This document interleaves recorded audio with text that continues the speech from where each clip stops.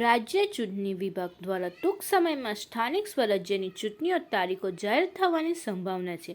આ પૂર્વે તમામ રાજકીય પક્ષો ઉમેદવારોની પસંદગી પ્રક્રિયામાં વ્યસ્ત બન્યા છે.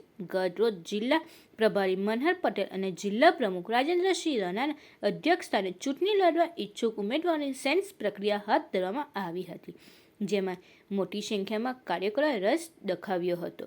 સેન્સ પ્રક્રિયા પૂર્ણ થયા બાદ આજે કોંગ્રેસ કાર્યાલય ખાતે ચૂંટણી સમિતિ બેઠક યોજાઈ હતી.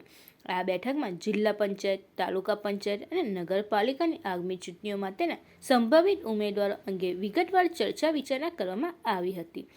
આગેવાનોના અભિપ્રાયો પણ લેવામાં આવ્યા હતા.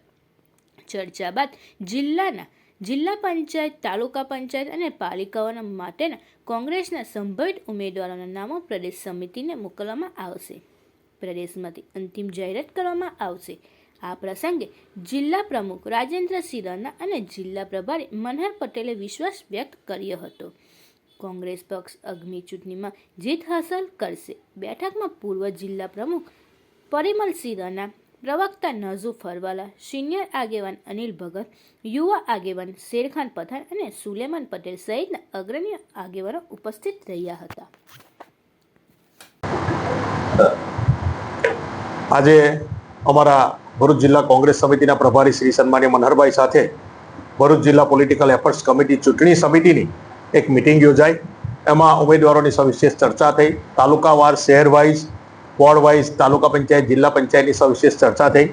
ઉમેદવારની પેનલ મોકલવાની છે પ્રદેશ સમિતિમાં. એ બાબતે દરેક આગેવાનોએ અભિપ્રાય આપેલા છે અને અભિપ્રાય પ્રમાણે અમારા પ્રદેશ સમિતિના ચૂંટણી નિરીક્ષકશ્રીઓ જે પ્રમાણે નક્કી કરશે એ પ્રમાણે આગામી તાલુકા અને જિલ્લા પંચાયતમાં અને નગરોમાં જે પ્રમાણે ઉમેદવારી નક્કી થાય એ આજે સવિશેષ ચર્ચા થઈ અને ફાઇનલ તરીકે મને વિશ્વાસ છે કે જે પ્રમાણે દરેક તાલુકામાંથી અને જિલ્લામાં જે પ્રમાણે માગણી છે ટિકિટોની, જે પ્રમાણે ટિકિટો લેવા લોકો ફોર્મ ભરેલા છે ઉમેદવારોએ, એ જોતા મને વિશ્વાસ છે કે જિલ્લા પંચાયત કોંગ્રેસની બનશે.